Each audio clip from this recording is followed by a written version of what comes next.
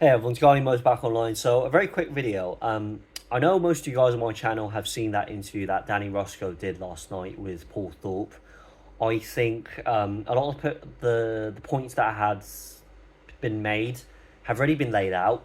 Everything that had to be said has already been said. I don't want to repeat on those points because I don't want to go around in circles.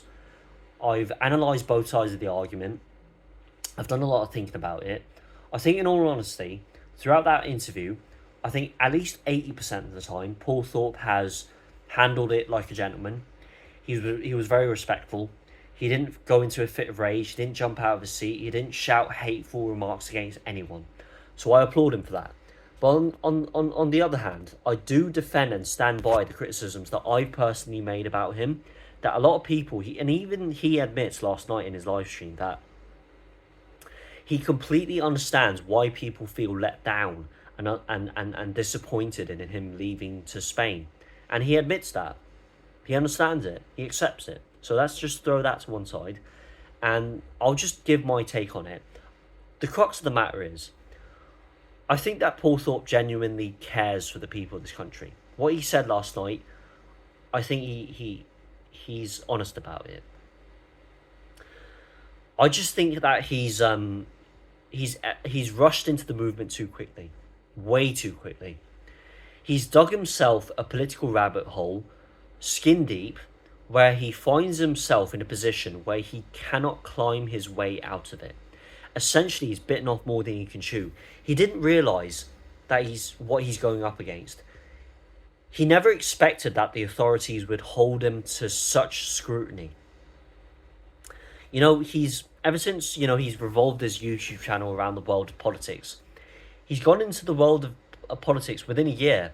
He's already done a lot of these stuff like involving himself in the Tommy Robinson movement. He got really important people on his channel.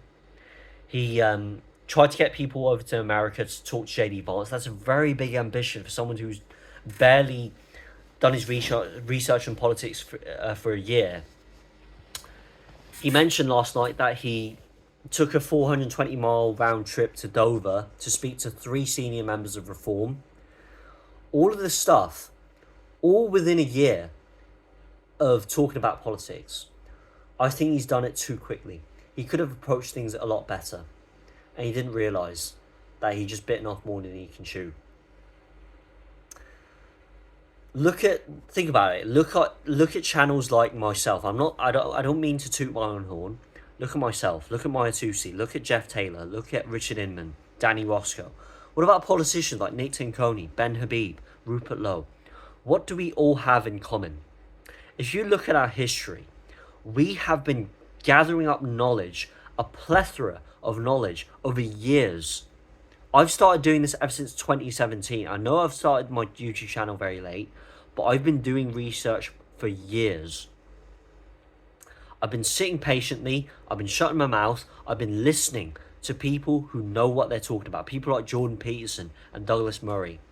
I've been opening up my ears, listening to people, listening to podcasts, reading books, and doing my research about sophisticated, nuanced, abstract topics relating to philosophy, culture, history, the rise of totalitarianism, and what that has to do in relation to our lawfare state and the silencing of freedom of speech, not just here in the UK, but across Europe. Everything, a lot of this stuff. I've read the Bible. I know about the evils of the religion of Islam. I know about the history of the Ottoman Empire. I know about the Seljuk Turks. I know about the invasion of the Muslim conquerors across Europe, across the Iberian Peninsula. I know about the Crusades. All of this stuff, that all of the people that are involved in this movement, all of us have this in common. We have done our homework. We have educated ourselves. We have done our proper research. This is something that Paul Thorpe does not have.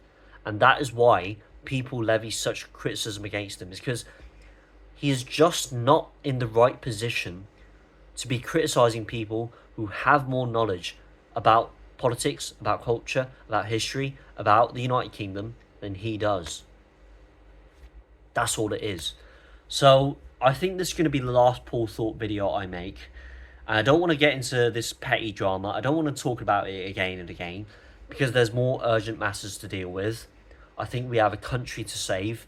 I just think we have to put all of our time and energy into finding the solutions to the problems that we have in this country. So, that's all I have to say. I mean, there was this. I just want to end it on a positive note. There was this guy in the comment section on Danny Roscoe's video. He mentioned that Paul Thorpe said that he has PTSD, and what it really stands for is Paul Thorpe's super chat donations.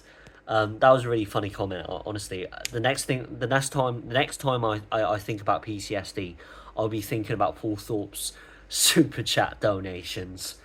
But anyways, let me know what you think down in the comments below. Do you agree with me on Paul Thorpe?